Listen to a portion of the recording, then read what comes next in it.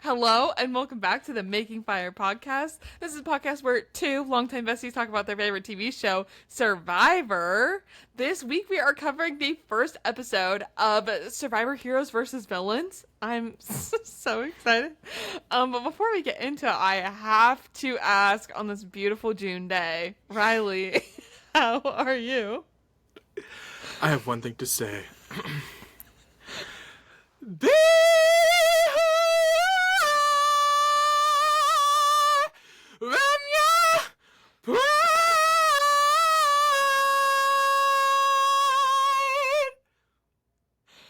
Beyonce is on the line asking you to be the next opener. Baby, y'all about to see my Cowboy Carter tour. I'm doing so good, everybody. Happy Pride. Yeah. Hopefully by the time you see this, we do have our Pride theming. But just for Right. this month. We don't do it all year round. That's disgusting. Literally. But just for this month, it'll be super exciting. Be who you are. Come as you are. I'm doing really good, Maddie. I'm just in a media mood, and I just want to talk about that this week, of course. I have to talk about my binged show of the week I did last weekend. Adults Oh, on I just saw an ad for FX that. Hulu. I highly suggest watching it. It is similar to the show I talked about a couple weeks ago, Overcompensating. I would say similar in audience, like who they are trying to engage. I think it's a very similar audience watching both shows. But I do think it's different shows. It's more of an ensemble cast. Overcompensating, they didn't have as large of an ensemble, but the crime of both shows actually, is that there were both only 8 episodes, and each episode was like 20 to 30 minutes, which is a crime. These shows are so funny. I recommend adulting. The cast, it follows 5 friends in a friend group. They live in New York, and it's just, they are in their early 20s, and it's just about early mid 20s, and they're just about like figuring out how to adult. Maddie and I were talking about that pre-pod, or pre-recording, just like figuring it all out in the big city. It's so fun. It's so silly. They have some fun cameos. I'm not going to spoil it, but I'm not going to spoil the cameo, but they have a guest on, there's like a dinner party episode that they do. And they, one of the guys is like, oh, I have a friend, her name's Jules, and she's just going to come around. Her and I volunteer together. And the person, Jules, walks in, and I went, oh, I highly recommend it. You can binge it in a day, on a weekend, just like do the first 4 on Saturday, first 4 on Sunday. It was so funny. Between the two, I would say between adults and Overcompensating, kind of living for adults. Overcompensating just hit me in the right spots, but adults, I was just like, I could see this getting like a 20 episode arc, you know what I mean? Yeah. So Nick Kroll wrote it, fun fact. So it's good writing. It's a fun show. The actors are all great. And then I do have to say, I have a random, I don't know why, and this might be crazy to say, Happy Pride. Addison Rae has her foot on my neck right now. I am not joking. Y'all, this isn't a meme. This isn't me being funny. Listen to Addison Rae. I'm putting all my money on Addison Rae. I'm not joking. I'm not crazy either. I've heard this take from a lot of people. A lot of gay people, be Yeah. honest. What did you just call me? Something about her is just I don't know why. I'm entranced by this woman. I don't know why. It's really happened within the last 2 weeks. The place in where I work put her hit song Aquamarine on the playlist. And I am like, this song has drugs in it. I'm addicted to it. And then my sibling Rowan also likes her music, and she released a new song on Thursday or Friday. Oh, Thursday, because I think it was at midnight on Friday. Thursday night, called Fame is a Gun. And we live watched the music video as it released on 9 p.m. my time. Oh, wow. And it was crazy. I think her thing right now, her aesthetic is like tacky bad. Like the things she wears, and I'm kind of addicted to it. So check out Adults, check out Overcompensating, check out Addison Rae. I need If you're to gonna take me in 2020, if you say, Riley, Yeah. in 5 years from now, Addison Rae is going to be releasing pop music, and you're gonna like it. You're gonna like it. I would have been like, the dancing girl. That's crazy. Right. I think I need to get past her being like TikTok sort of hype house. Right. sort The of hype house is wild thing. to me. Yeah. But check it out. I would highly recommend it. Love Pink. Love Addison Rae. Maddie, I have to ask you, how are you doing? Thank you for asking. How are you planning on celebrating Pride this year? How am I planning? I want to read a book that like a Pride book. There's like, okay, well, that gets into what I was going to talk about. Right. I finished another Outlander book this week, Love guys. it for you. Loves it. Oh my god, this series, the chokehold that this has on me. What? I thought I went on mute, and then I started drinking from my thing, and I wasn't on mute. My favorite thing that I did this week, besides finishing that book, is I went to Barnes and Noble and I went and bought the third book in the series. And the vibes in a Barnes and Noble are truly unmatched. Like, it is my favorite place to be. I already knew where the Outlander books were, so I went directly there and picked them up. And guess what? There's people there that want to talk to you about these books. And I'm like, yes, I love talking to you about these books. Especially, like, about your interests. You're like, oh my god, I'm glad that I can just talk to somebody who understands. Yes. I'm like, oh my god, the connection here is just so much fun. I just love the vibes in there. I could spend all day in Barnes and Noble.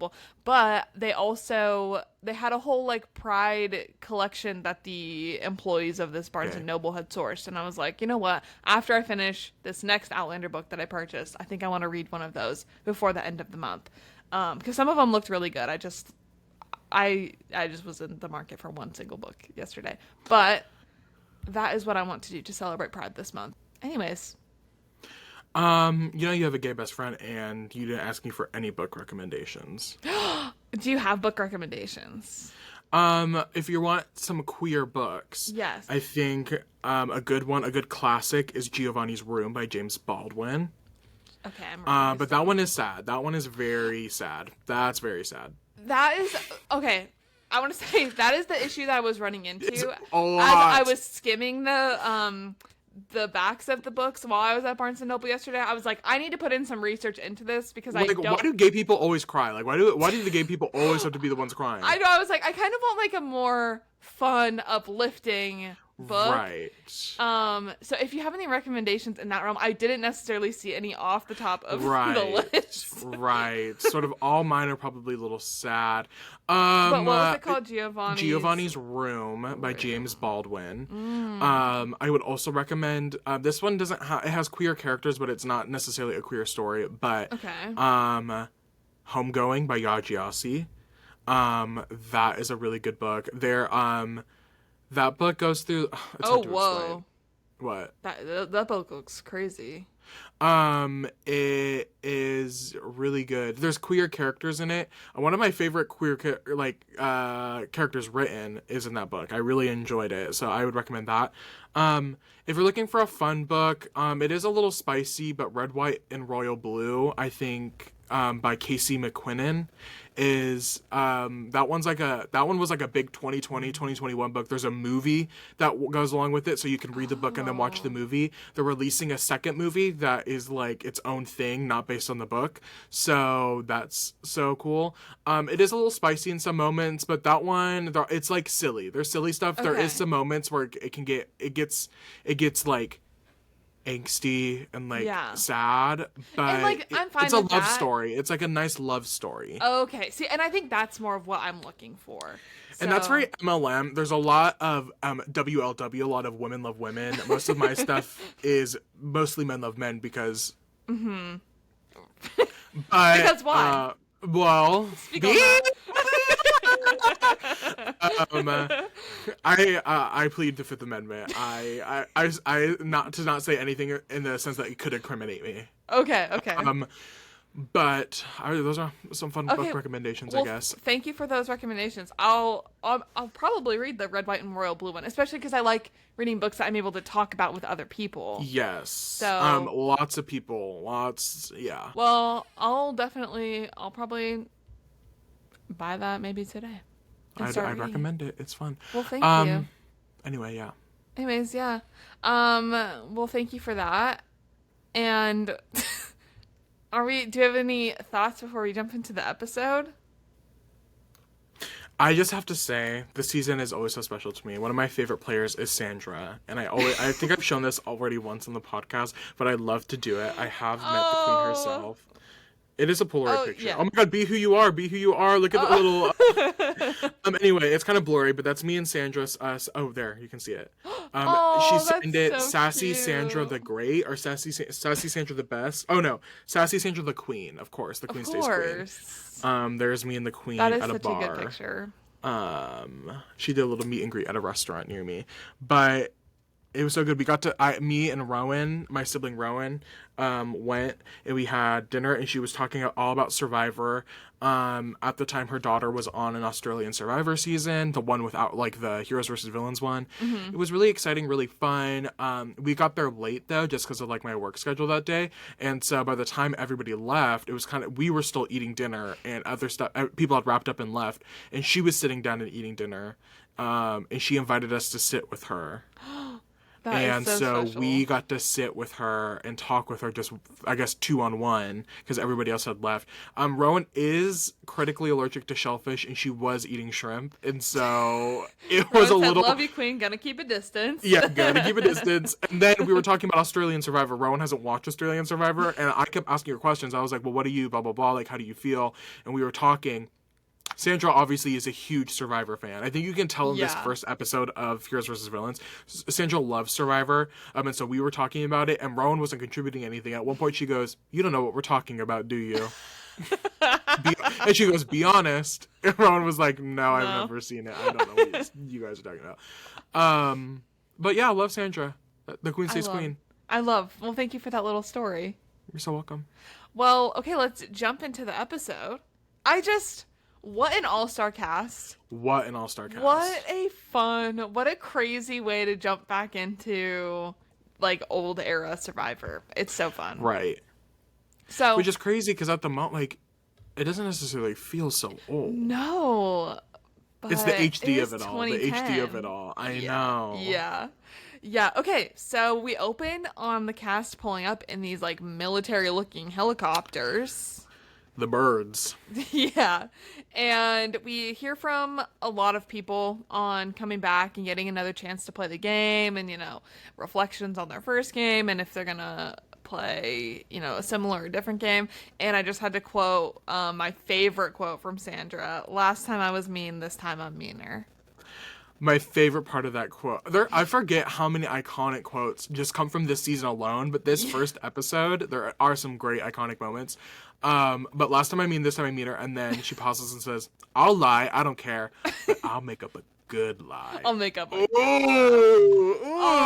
Ooh. And I was immediately like, you know what, we're in. Like, this is what I want from Survivor. The tone has been set. The tone has been set, and this is the tone that I miss. Right. Like, it doesn't compare these days. So, watching the opening theme song with all the little moments of everyone. I know. So good. I was just like, oh my god, this season is really the season.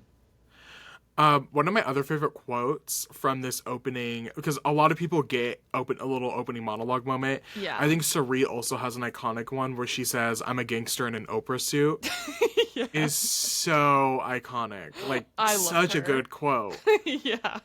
This is such a good season, too, to get, I think I already said it, get excited about 50. Like, yes, definitely. And we didn't people... even, like, how are we going to know that, like, so many of these people were going to be on 50? No, because, we had been fully avoiding all these leaks and stuff. Like, this is just, it was meant to be. It was meant to be. So, they get to the beach after all of this. I didn't really take notes on what everyone else was saying because it was a lot. But they, as they're walking onto the beach, the heroes... They pull up and they're all nice, and then the villains are getting out of their helicopter, and we get very villainous music for their little strut. And they're all sort of talking about being put on each of their tribes and about being seen as a hero or villain. And I thought it was funny hearing Colby talk about how jarring it is coming back to play after 10 years and being on the season. I'm like, wow. And now you're coming back to 50. Like, what? Colby has some moments this episode where I'm like, dude is going to be out of his element on Survivor 50. Yeah. My man is going to be crazy for him. It is going to be crazy. And what were you going to say? I was just going to say, if we're still talking about the cat, can I talk about some preseason drama that happened before season 20? Some lore. Oh, yes, please. Okay, so, well, first of all, not to spoil, obviously, who goes home, but Sugar ends up going home in this episode. Sugar is on the same tribe as JT. I believe, and this is from the top of my head, I didn't research into this, I just know this is the fact, but JT and Sugar had slept together pre-season 20. Oh. And had a bad energy. I think specifically JT was ignoring Sugar and not acknowledging her at all. And that put Sugar in a really bad headspace going out there. And so they had been together prior to that. And so that, I think that was a big contributing factor to Sugar's vibe. I was going to say, the vibes were not great. Not great. I think it was just like seeing JT, him not acknowledging what had happened between them was a real negative thing for Sugar. Yeah. And then the other part of this casting stuff is that Candace, who is on the Hero Tribe, was originally supposed to be cast as a villain. Okay. She infamously, her big moment from her original season, Cook Islands, was that there was a mutiny twist where Jeff would be like, if anybody wants to switch tribes right now, they can switch tribes. And Candace wasn't there. Her original tribe had a plan to not switch, but then she last minute decided to switch tribes, which gave her OG the tribe she was on really small numbers. And so really it was kind of villainous in the moment. And then she was seen as like a flirt on her original season. Anyway, so she was supposed to be on the villains tribe, and Parvati was supposed to be on the Hero Tribe. Which is interesting. Yeah.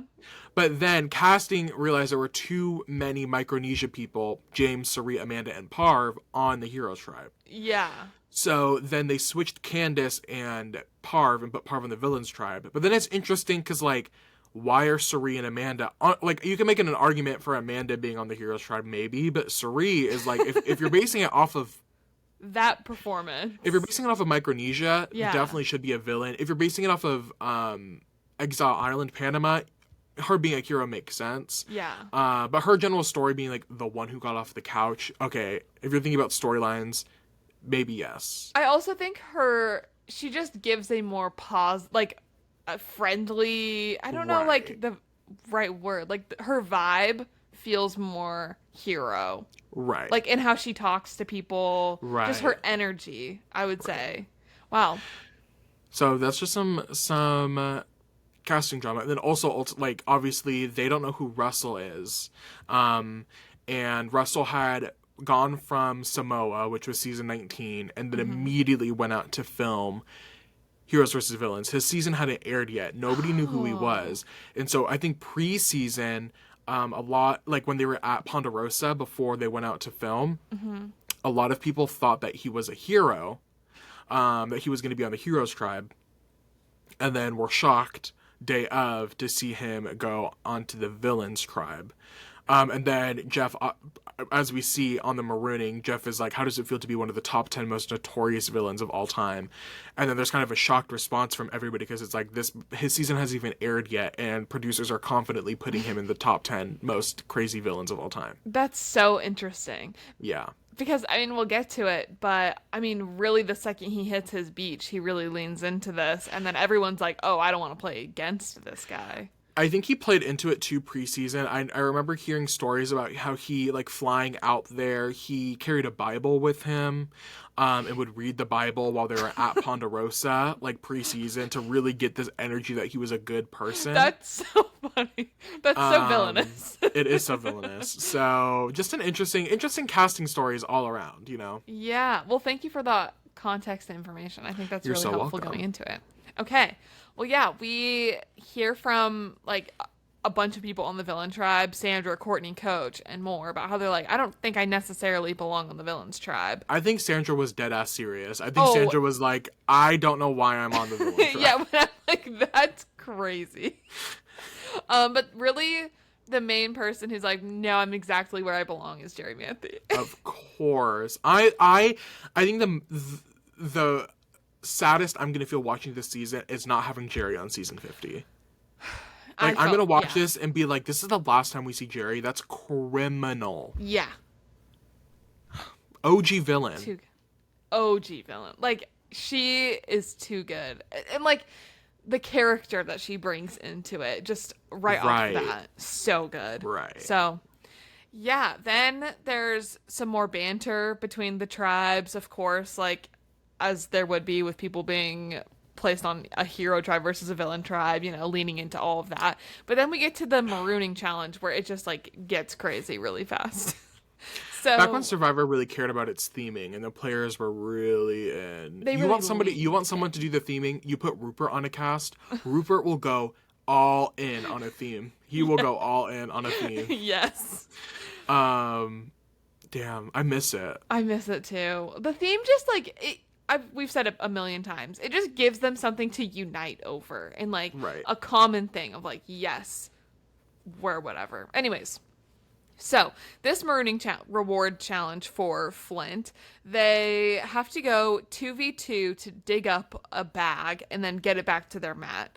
And in the process of that, they have to physically block each other and, you know, wrestle a little bit. Not a little bit, a lot of it. Gets really, really physical. The first team to 3 points wins. So, jumping right in the first round, it's Danielle, Parv, Sari, and Stephanie.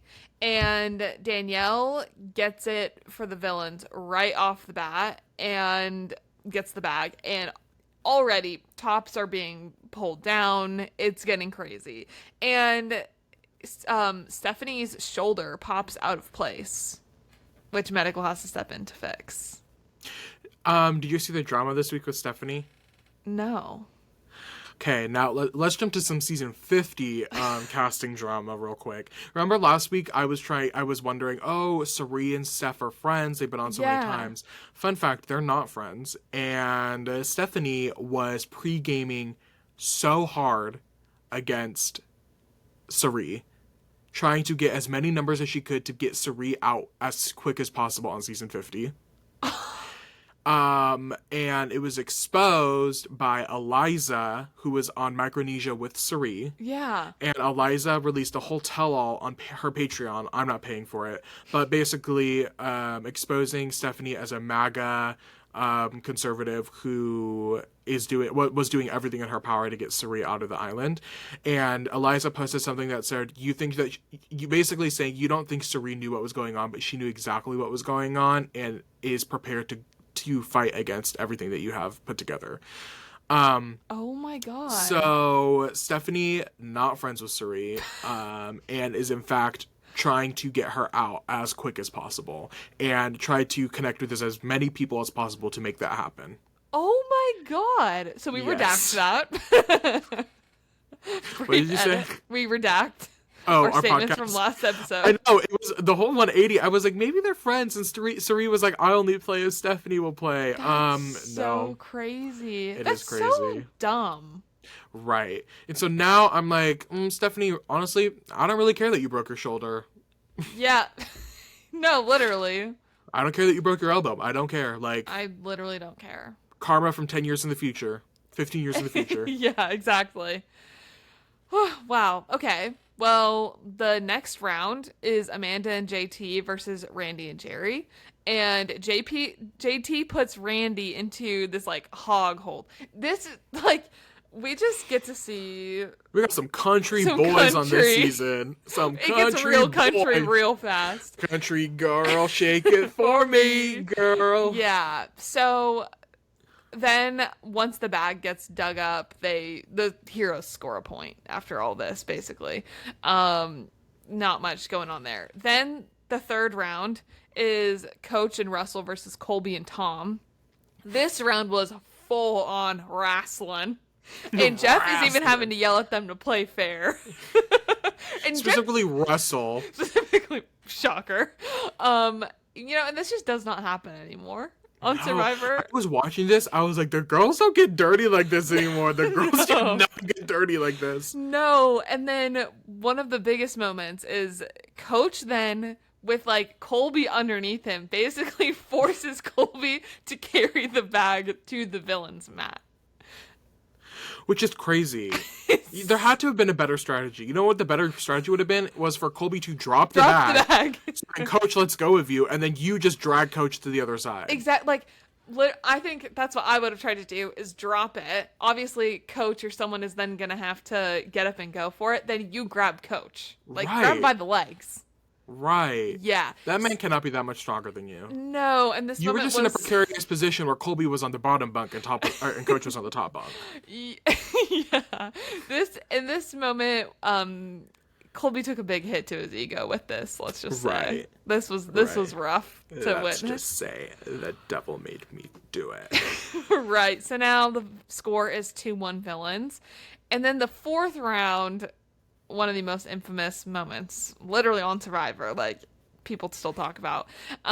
Sugar and Candace versus Sandra and Courtney. And in this round, Sandra fully unties Sugar's top. So Sugar then is like, okay, fine, let's go over top, and grabs the bag and runs to the finish line, or runs to the mat, topless, and immediately whips around and gives them 2 big middle fingers. I wrote, Jeff says the bag is free, and Sugar heard, let's free some bags. Oh my god. She said her, Jeff. Her, Jeff, whatever you say. She is a pinup model. That was her occupation, Melissa, when she played in Gabon. And so I think that she's used to sort of being topless. It's not a new thing for her. So, but that is quite iconic. And so this would never happen today. Right. Like, oh my god. Sandra. You just don't be getting down and dirty. Like this is sometimes when the old school Survivor players are like, you don't know what it was like on old school. Like, it's not Survivor. I'm like, okay, y'all just sound like old heads. But then you go back and you watch and you're like, wait, no. Because y'all were getting down and dirty. Y'all were actually like it was crazy out there back in 2015, Fiji, Samoa or whatever. Yeah. Like, could you imagine today the backlash people would get online if if they were going at it like this and you just untie someone's top, like intentionally like that? Right. Like, that just does not happen. It's just old school. I'm like, that's why I'm like, okay, like y'all have a point. I'll give you your 10s. I'll give the old girl. I'll give the old girls their 10s. They were really fighting out there. They were. Yeah. So I mean, what can you say about Icon from Sugar for this? And this was Sugar's moment this episode, and I'm glad that she got to have that. At least one. Yeah. And then in the last round, it's Tyson and his little cheetah undies, and Boston Rob versus Rupert and James, and obviously James scores, winning them the challenge for the heroes. At one point, Rob ran with all his force to push James over, and James didn't even nudge. No, he didn't even. And then James at one point just shoved somebody and was just like, I was like, damn. Yeah. Oh, and Rupert breaks his toe in this. So this might be a controversial opinion. If any of my online Survivor friends, I've had various conversations with multiple people. Specifically, I don't know, Carp. I know he does not watch this. He is a big Rupert fan, and him and I now have gotten into it, but have had lengthy conversations about how I don't like Rupert. Mm-hmm. Rupert, you are a nice man. You are a great person. It seems like I've never met you personally, but from all the things you do outside of the show, he's just a Survivor character I can't get behind. I just know if I was watching live back in these days, I'm like, you are insufferable to me on this TV screen. Can you speak on why outside? Like, I don't know enough about him outside the show. He does a lot of charity work. Horrible person. Horrible person. He does a lot of charity work, I think specifically with children. He's raised a lot of money. He is I think still probably one of the most notable Survivor alumni. He ran for political office. I don't think he won. He may have won at some point. I don't know. But he's just genuinely a nice person. He does a lot of charitable work, and I can respect that. But on the TV screen, I just that's just what I was mentioning. What? I thought you were saying that you didn't like him for the work he does outside of Survivor, and I was like, as you were listening to this, I'm like, I don't really understand. No, I don't like him on Survivor. Off the show, Okay. he seems like a very nice person. Okay, Or okay. he's like a great person. Yeah. But I don't like his character on Survivor. To me, and I think we'll talk about it later this episode, but I'm just like, and this is what he did in All Stars. In All Stars, he tried to build this huge shelter, and then it Flooded. failed. It flooded, and I'm Yeah. like, girl, I don't like. You claim to be this survivalist or whatever. I'm like, you're not good. Like, and he's not a great player. He's not a good Survivor player. Yeah. He's really just a character, which is fine. Which is fine. Him and If his he little was a one, tie-dye like tank top. exactly, like I have favorite Survivor players that are just characters at the end of the day. Like it's okay. It does things for a lot of people. He's one fan favorite twice, and then I think in like I don't know, they made an award for him especially just to like get money. Like okay, lots of people love him. He's just not for me. Okay. I get that. Well, thank you for sharing. You're welcome. So after the challenge, the tribes go off to their camps, and we first see the villain camp. Russell tells Danielle immediately he wants to be final two with her, and she's like, "Okay, yeah, sure." And then he gives this exact same final two spiel to Parv, who also agrees. But then in her confessional, she's like, "Yeah, I know he's saying the exact same thing to everyone." But I The would juxtaposition also between both of them is So so good. funny to me. Parv, who knows that this means nothing, and then yeah, sorry to Danielle, but she's like, I would rather have him playing with me than against me. Parv says that, Right. so I'm like, you know what, fair enough. Then we move to the Hero Beach, and they're all taking a dip in the water, chatting about the challenge, and then they really get started on their shelter. Amanda, so glad that we have Amanda. Right. A lot of good. I'm so glad that we watched China last time, I know. because I mean maybe even my three favorite people from China: Courtney, Who? James, and Amanda. Oh, and Amanda. Yeah. Right. I was like Courtney and James, or Amanda and James. Who's the third person? I forgot. Courtney is also on this cast. Yeah. Yeah. So, anyways, Amanda says that this hero tribe has a good aura and good energy. She's on that 2025 TikTok. She is. And she's like, we have karma on our side. And that immediately pays off, because then Tom notices some chickens running around. And so they get all country on them, and they catch them. They trap them, and they, make a little coop sort of situation with their fishing net. And yeah, that is so, like, did that just What like did the odds happen? bet? Just some random chickens roaming around. Exactly. And like poor villain tribe for that. Right. Like, oh my god. Anyways, back at the villain camp that night, they all talk about not being too sad about the heroes sustaining some injuries in the challenge.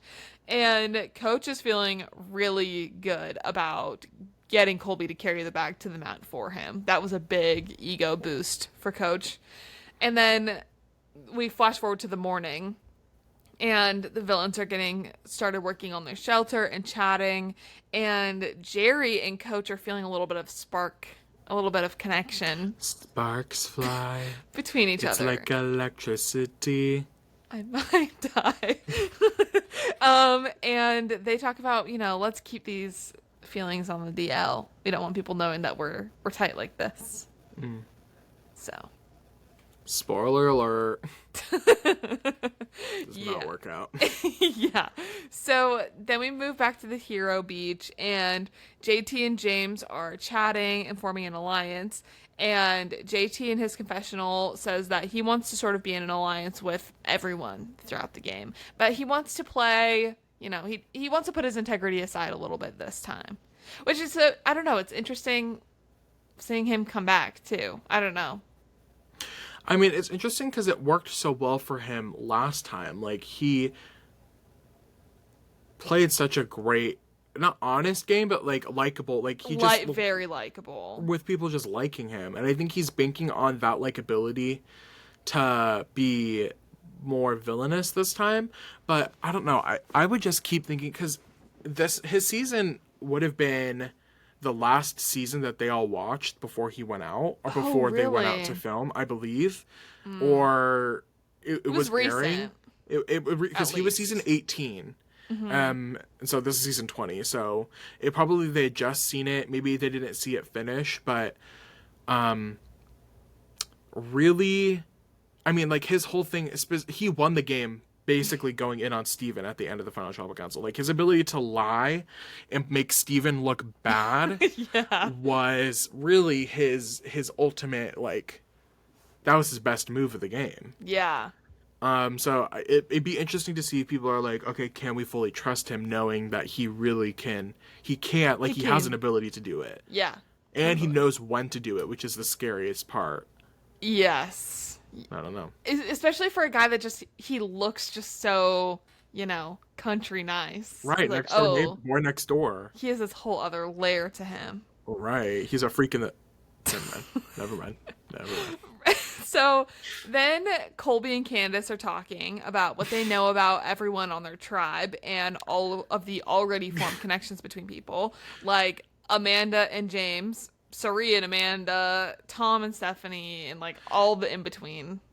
Can we please talk about how Colby knew nothing about nobody? I know. Colby was like, what's the deal with Sari? And Candace was like, what do you mean? Like in the game or outside of the game? Like on her season? And he was like, yeah. Yeah. I was like, girl, you didn't do no research about any of these people before you came on. And I don't know if he was trying to look stupid, but it came off in... It's really like, no, this was his first time interacting with Survivor at all in 10 years. Which is strange, because after Australia, and I would assume after All Stars, but specifically after Australia, like, he was the face of Survivor for like a good 4 or 5 seasons. Like, he was Survivor. Yeah. So it's so strange to think you didn't keep in contact or keep up with any of these stuff, and you didn't do any research prior. Like, it would have been, it's easier after only season 20, right? Because at that point, it's almost 10 years. It's going to have been almost 15 years, over 15 years since the last time you played. Yeah. That's like... Let's hope he does his research this time. Like 400 people since then, 400 new people since then, 300, 400 new people since then. Yeah. 600 to 700, like, baby, hopefully you know who, like... I don't know. Imagine him going up to Q, being like, what's your deal? Oh my god. I hope. Colby and Q. Imagine him and Angelina. He goes like quite a bit older now. Goes up to Mike White and he's like, I heard you owned a hotel. Something about you like hotels. What's this do with the hotel? I heard a lot of people wanted to get there, wanted to go there. What's the vibe there? Oh my god. Yeah, let's hope he's put in a little bit of research. I hope so. I was watching this, I was like, season 50 is about to be insane for this man. He's gonna say, shot in the dark? We're shooting guns in the dark? Yeah. He's like, oh my god, what was it? Oh, he's like Tom Sandoval. He thinks it's all real. People are really being murdered every night. People are being sent off this island every night. You're going on a journey. How long is the journey gonna be? Yeah. He said beware advantage. Oh my god. The thought process of Colby finding a beware advantage and being like, I'm scared. Beware of what? He thinks it's just a sign. He thinks it's a sign to beware in the forest. He's like, oh my god. Oh my god. You know what this reminds me of, this whole conversation? The like Ellie Goulding memes where it's like pretending that she's really dumb. So it's like, oh, this many million people are missing in the UK. And then it's her response. It's like, where are they all? So everyone in one of these little connections from previous seasons is pretty aware of how their already formed relationships could threaten their games and are cautious of being too open about things. Which I think would be really interesting going into 50 because, like, I mean, everyone from the new era knows each other so well. Like, it's really not a question. It's really interesting. I think the context of this is really important, that this is only the second... Heroes vs. Villains was only the second All-Star season in all of Survivor, where the whole cast was returning people. Mm-hmm. So I think maybe now, 5 of them... how many? This will be the Winners at War, Second Chance, All-Stars, Heroes vs. Villains... Game Changers. This will be the 6th one. Mm-hmm. So hopefully now there's a little bit less, like, we have to target the people that know each other. Because really, it could be more fluid. Cerise played with, like, 4 of these people on different seasons. Like, there's much less of a... Yeah. I don't know. You know what I mean? I do know what you mean. Hey, you know what? Thank you for saying that. Do you want to start a podcast together? I'll think about it. I'll have to get back to you. Okay.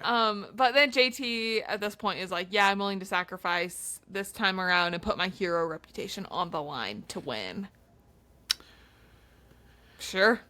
Hey, whatever you say. Hey, go for it. Hey, go for it. Back at the villain beach, there are already some tensions over getting things done, such as building a shelter and getting a fire going to get some drinking water on the ready. And so they decide, first we got to tackle the fire problem. And they get to work by rubbing some sticks together really fast. And Boston Rob really is like, yeah, no, we're going to get this fire going. And under his leadership, they do get a fire going. Boston Rob is better than me because the way that nobody wanted to do anything would have pissed me off. When Randy comes up to him and goes, well, there's really no point in doing it, so why even try? Ooh, don't make me slap you, old man. Don't piss me off. Like, what else do you have to be doing to do? Right now? Oh, Coach I don't want to waste... doing yoga. Randy says, well, I don't want to waste our energy on something like this. That's what we're like... We're here to survive. Right. You're not going to gain any energy if you're sleeping on the sand. And you're dehydrated. Right. Exactly. Yeah. And then Coach at this point is basically professing his love to Boston Rob. And, but Russell isn't... Which... Can I be vulnerable? Yeah. Be who you are. I'm sorry, do I get what Amber saw? Pride. Yes. Do I get what Amber saw? Yes, I do. Yes. Boston Rob, you are fine. I will say that. And Coach is just, he agrees. Just saying what we're all thinking. You're thinking it too, right? Yes. Right. Yes. No, I get it. Do I get it? Yes, I get it. I get it. Yeah. Someone that doesn't get it, though, is Russell, because he does want to be the one in charge. Right. Back on the Hero Beach, Rupert wants to be a little worker bee, despite the whole toe situation. And so he's going fishing and trying to get a fire going. Mind you, he does have the flint, but he can't get it started despite shaving off just a whole pile of magnesium, which Suri does make fun of him for. So Colby does have to step in and get that fire started. Work. That's a little bit of the ego back. Yeah. My favorite. So Rupert walks away for a minute and he's like, I have to start the fire. I have to contribute something. He comes back, the fire started. He has his little walking stick and he's like, through gritted teeth. He's like, oh, wow. You guys did it. You guys did it. Wow, that really fast too. That's crazy. That's so exciting for us. Yay. I love having a fire going. Yeah. Then back at the villain's beach. So Rob starts climbing this palm tree to try and get some of the palm fronds down for their shelter. And everyone is like, yeah, Amber would not appreciate you falling and breaking both your legs trying to climb this palm tree. And he's like, okay, yeah, fair enough. And then he basically coaxes the Dragon Slayer to try and make an attempt at this. And Coach is just like wanting to prove himself to Boston Rob. So, of course, he has to try. And this is where I'm like, you guys are just having so much fun. Sandra and Boston Bob are then sort of forming their villainous alliance and making bets on whether Coach can successfully climb the tree or not, which he does not, so Sandra does win the bet. I love Sandra the winner and Boston Bob the loser. And then they laugh and Rob goes, Boston Bob. Doesn't correct her. Like, I think he thinks she's being funny. I don't know, but Boston Bob is so funny to me. Boston Bob, yeah. Because I'm not going to call him... I don't want to call him Boston Rob every single time. Like, that's just giving him too much. I was in the Traders with Boston Rob. Ooh, I'm calling him Boston Bob. Well, I mean, we had Boston Rob and then 2 actual Bobs. So true. That was a crazy And that's why moment. he's Boston Bob, because we have Bob DDQ, we have Bob H, and then, of course, Boston Bob. Boston Bob. Right. I was going to say, you mentioned they're just having fun. And I think part of this, again, we're reminiscing about the good old days, but this with like a 39-day season, you can have silly fun on the island. Like you have a day where you can just like be silly. Yeah. I miss that. In a 26-day season, there's really not a lot of time to just like No. I know, silly. You get so many more fun moments when like, yes, are they probably going crazy by the end? For sure. But also just the slower pace just allows for such a, I don't know, more fun time in a lot of ways. I don't know. Back at the Hero Beach that night, everyone is snoozing, but Sugar is like, well, I need someone to cuddle with. So she starts loudly talking. She said, where my hug at? Yeah. She starts loudly talking, waking everyone up, and is like, you know what? Colby is who I need right now. And he's like, yeah, no thanks. So he gets up and starts moving, and she follows him around, just making him more frustrated, which would absolutely drive me insane. Like, have you watched her original season? Yes, forever ago.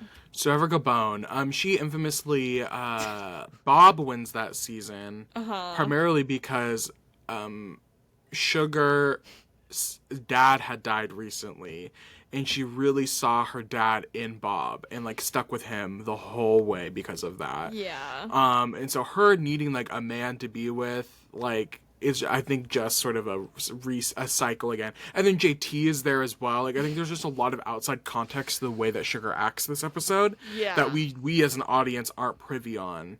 Yes. When it's airing, we're just like supposed to think that she's just like a crazy, kooky, man hungry. But I just feel like she's just really emotionally vulnerable at the moment. Yes. And also a little kooky. Well, yeah. But yes, emotionally vulnerable is a good way to put it, I think. And then the next morning, James and Colby are like, we should cook a chicken. And once again, JT gets his country on real quick. And he promptly snaps a chicken's neck and serves it up for everyone. And they have a nice little breakfast meal together. Ugh. Love that. Also gross. Yeah. Well, gross in what sense? Well, you don't like chicken. No. Would you eat a chicken out on Survivor? Like if your tribe had won a chicken for a reward, and we're like, okay, we're gonna eat the chicken. No. Would you eat the chicken? Probably not. I'd be like, why can't we just wait? Why can't we have eggs? They have eggs too. Right, but sometimes it's just like we want the protein of the chicken, and like a chicken flavor, you know. I don't. Oh, you don't fuck with oh, it. the thought of having actual chicken flavor is like so gross to me. No, and I think like this is one of the reasons why I would be so nervous to ever go on Survivor. I think my food pickiness would really play a big part. You think you'd be a pre-merge? People would be like, Maddie. Would you go by Maddie or Madeline on Survivor? Probably Maddie. I don't know. Would you introduce yourself as Madeline and then everybody calls you Maddie? I think that's how it would probably go. That's how it goes in real life. So we get to the challenge. Basically, 7 people from each tribe have to assemble a boat using some planks, take it out on the water to light a torch, come back to the start, and then the others from the group take the planks from the boat, solve a puzzle, and then take the planks to basically construct a little ladder to climb to the top platform and light a little thing on fire. Right. A loser gets a date with Jeff at Tribal Council. This is just a very puzzle-heavy challenge. Mm-hmm. But it's also physical. This is a good mix of the two. Mm-hmm. I feel like compared to challenges we see today where like 80% of the challenge is physical and then you have one puzzle at the end. This is implementing a puzzle at all points of the challenge. Yeah. And I like how simple this challenge is. Yeah. Like, it sounded more complicated when I wrote it out, but really they're just going out and back, and then another group is... You don't have to throw the ball to unleash the thing, to then to untie the thing, to go under the thing, to open the thing, to throw the ball again in the thing. And this was just as exciting. Right. Yeah, it really doesn't need all that. So, anyways, the heroes have a pretty quick lead from the boat, but then they lose it at the puzzle pretty badly, and the villains win. And Sugar cries, losing the challenge, and then, or like once they've lost, and then Colby in his confessional is like, yeah, too early for that. We won't miss her when she's voted out.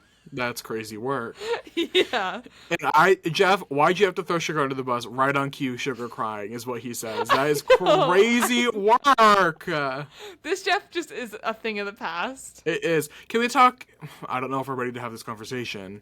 Huh. Let's talk about the filler allegations. Let's talk about the... On Jeff? Yes. I don't think they're allegations. I think it's true tea. But it's so interesting looking at his... Is this face. crazy to talk about? His face. No, yeah. I Good agree. for him, though. Spend that money, King. Spend that money. He's got that money, for sure. He does. Hey. Yeah. Hey. Can't beat him, join him. Yeah. What a crazy time. But that's kind of it for the challenge. We get back to the villain beach, which also this was interesting because I feel like a lot of times in current Survivor, once the challenge is over and we know who's going to tribal council, we really, most of the time, don't see the other tribe. Right. That's like the end of it. But we go back to the villain beach for a second, and there is just such a huge morale boost coming back to camp, and they discuss who they think is going to go home from the heroes, and also the relationships that people already have and how excited they are to just, you know, divide those heroes up, throw a little wrench in there, kumbaya. It's really interesting. I don't know. I think I knew when I first watched Heroes vs. Villains a couple years ago that Sandra had won this season. I'm not 100% sure. But it's interesting now, like definitely knowing Sandra wins this season, how much I'm paying attention to her, and I'm listening to her perspective on what's happening, because I'm like, this is her story. Like we're watching her. And I think that's the best part about rewatching Survivor seasons is now you know who to keep an eye on. Like, you know the key players. You know this season Russell's going to be a key player. You know Parv is going to be a key player. You know Colby's going to be a key player. Like, you're watching these people and seeing how they interact from the beginning, which is super exciting. But even in this early moment, like, we get a confessional from Sandra where she's like, you can't trust people, like, people who work together at the end of the day, even if they say they aren't going to work together, they know each other, and you're always going to go to the people that you already know. Yeah. And sort of have faith in them. The only person Sandra knows on this season is Rupert. They played the original season together. But they weren't even allies. Sandra had backstabbed Rupert multiple times on Pearl Island. So, it's interesting to see. And she says that directly to Parvati, who has so many people. Yeah. Candace, James, Amanda, Sari, all of those people, like, she knows on the Heroes tribe. And Parva's just like, Yeah. I don't know what to tell you. Exactly. No, it is so just fun and just such an interesting perspective watching it, already knowing most of the story. But it's so good. Yeah, back at the Heroes, they talk about walking into the challenge a little bit cocky and how they got put in their place a bit. And Sugar throws out Amanda's name to... like, pretty quickly. Pretty quick, immediately, to Sari, JT, and Colby. Which is a crazy group of people, specifically Sari. Sari, yeah, I was like, we definitely did not think this through. No, she definitely was just throwing a name out to throw a name out. I'm like, I didn't know you had beef with Amanda. Like, right, I was like, I didn't know you had beef with her like that. Like, why? So random. I think maybe JT and Amanda were getting along. I don't know. I think it all comes back to JT. Got it, yeah. Because that would have been funny if she was immediately like, without JT there, we gotta go for JT. Right. But anyways, sorry to Amanda catching strays. Then Sugar's name is going around from literally everyone else. Every single side conversation brings up Sugar as an easy boot, but also people are feeling a little bit nervous about the others. Tom brings up some people being worried about having Sari in the game and if it would be better to get her out early and now before things get a little bit crazy. And then Candace, Amanda, and Sari are talking about wanting to break up Stephanie and Tom quickly and getting Stephanie out first. And really Sari is the one who's like, yeah, Sugar might be annoying, but I'd rather get a big threat now. But Amanda is nervous because she's like, yes, like Sugar's an easy vote, but also I don't really want to do challenges right now without Stephanie. She's kind of... Which is interesting because Stephanie did dislocate her shoulder. Like, you dislocate it and it might not hurt anymore, but there's still like You're gonna be sore. You're gonna be sore. Yeah. It just shows the difference. And even from Tom, like Tom and Stephanie, like Tom is very much the Suri in that relationship, and Stephanie is very much the Amanda in that relationship. Yeah. And so it's really interesting to see those dynamics because Tom and Suri immediately are like, the one and the other. Cool. They're just right. It's just like these are it makes me excited to see Suri on 50. I'm like, I love seeing how these players' minds work. Like I like seeing them realize these dynamics so early in the game. Yeah. It's the first vote, and they're really like they're playing already. But it gives old school Survivor. This I'm like, okay, Suri might do well on season 50 because I feel like the season 50, like the new era people really do jump the gun on things like that. Like they really are like, I want to get this person who could be a threat in the future out. Yeah. Compared to we need to keep the tribe strong. Yeah. So I could see Suri really bonding with that. It's a very old school mindset that Amanda has in the moment where it's like we need to keep our tribe strong for the future challenges. I think it also, I don't know, maybe it's different now too with like the starting out with 3 tribes. It feels a little bit less of like us versus them. It's like, well, we kind of, a lot of times it's like, well, you know, we just don't want to come in last. Right. So even if we're not the best, you know, who cares? Which also, but it's so nice them starting out on 2 tribes. It's just so fun even for the story of like in this beginning part just going back and forth instead of like bouncing around to all 3 tribes. I don't know, it's just so much fun starting out with 2. But yeah, then we get to tribal council, which, wow, talk about an elaborate looking tribal council. know. 40 feet in the air on stilts. This did make me mad about New Survivor, though. Because I'm like, okay, all the budget stuff of, like, us not doing other cool stuff. And I don't know. I've not seen Survivor's numbers. But I'm like, we're putting so much effort into current tribal council, but it doesn't compare to this at all. Right. Like, this is truly insane. I don't know. It's part of just staying in the same location. Like, they were able to do crazy things like this. They were able to literally have tribal council in a cave in Thailand, and in a pyramid in Guatemala. Like, you're able to do these things because you're on location. When you're in Fiji for 20 seasons in a row, and you are stuck building it in the same spot every season, you just have to, like, switch up the dynamic. Like, there's only, like, you can switch up the aesthetics, but you can only do so many cool things before you're just, like, you can't build up 40 feet in the air. No, this was so cool. Yeah. Oh my god. But anyways, they start off by talking about the worry of people coming into the game with relationships already, and Tom's like, no, everyone's here with a clean slate, and everyone's like, interesting. And they also talk about people's track records from their previous games and how that, you know, impacts them coming into this game, and Amanda really talks about this, and then James, like, teases her, and he's like, oh, look, answering your question good at tribal council, Amanda. That's too good. And that's the banter that I love. I wrote down that I feel this tribal felt so raw. Yeah. Like, it felt like they were just answering questions. There were no analogies. There was no grand statements. There was no like no performance. It felt very raw. Like, Jeff was asking a question and they were just flat out answering. Like, there was at one point, like, Candace answers a question and her answer was just like, well, we just have to do it. Exactly. And I it wasn't missed like, that. well, I think about it like I'm at a dance club and I'm dancing, and it just was raw. And there's a rawness, that specific interaction between James and Amanda. I'm like, that's just fun. That's just like friends talking, you know? Yeah. And there's no performance to it. I miss that. I think Survivor in this new era does have so much more of just a performance to it. Right. And I think it made for a much more interesting tribal council, because in this new era, I'm always like, boring, get to your point. Like, what is the point of what you're trying to say? When here, they're just saying it like it is.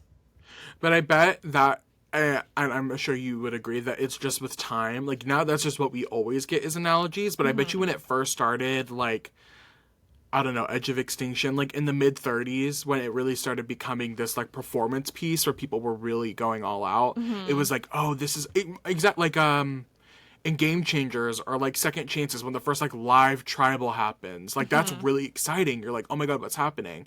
But now 20 seasons post that, 15 seasons post that, you're just like, okay, Yeah.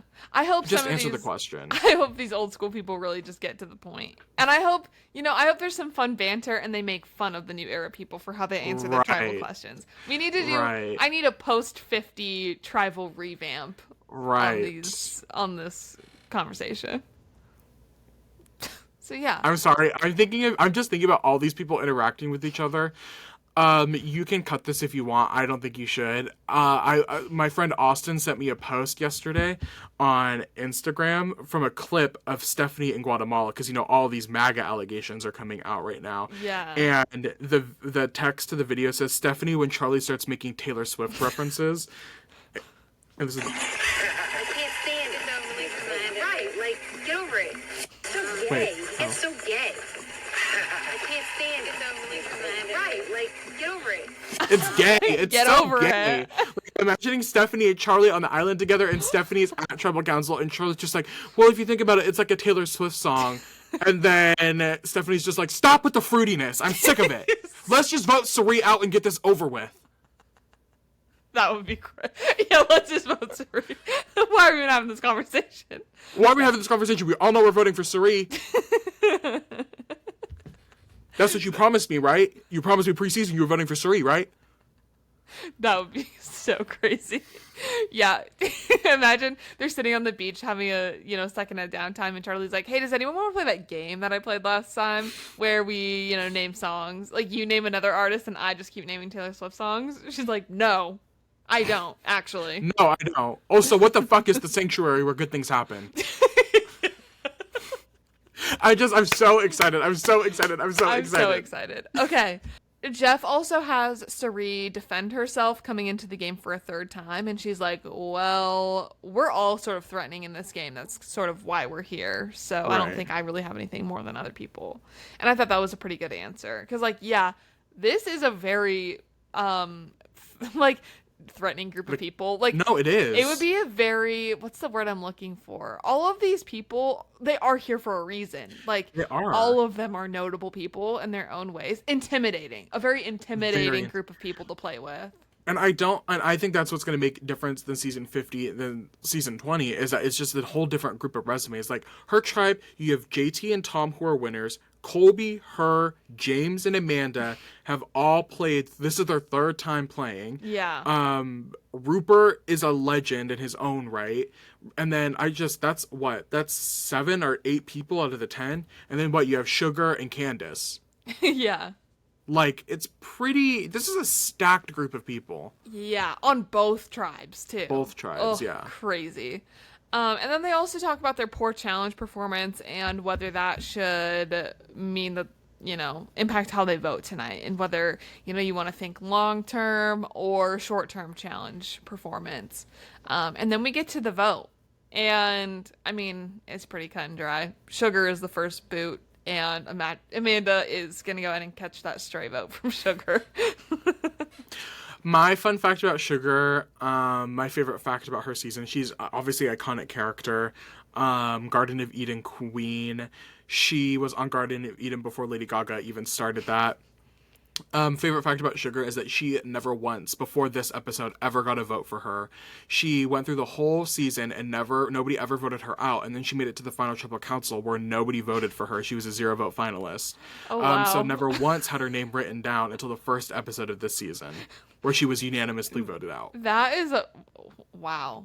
Isn't that a wild fun fact? Never got a single vote in the game and nobody voted for her to win. She got 0 votes. And then first boot all of them. That is so crazy. She got all 9 votes that could have been casted against her. Wow. So fun fact. Well, yeah, that wraps up the episode. The promo for the next episode is so unserious. Oh my god, I was dying. At the obvious, the camera like reenacting Boston Rob falling. Like, it's so stupid. It's very I just 2010. forget. Very 2010 reality TV and television. I was like, this is why. Watching it, Jerry being like, Rob, wake up. Like, we ain't getting nothing like that these days. Like, there's that it's never that dramatized. No, too good. But What a yeah. fun! I'm so excited for this season. I'm excited for this summer of watch. Yeah, this was Summer of just Watch. such a fun episode. Such a Right. fun way to kickstart the season. I know. I love it. Well, yeah. Well, this wraps up this episode. Be sure to follow us on Instagram and TikTok at Making Fire Pod. And we'll be sure to catch you next week with a recap of episode 2. Thank you all for watching. Bye. Can't wait to see how this turns out. Smooches. Be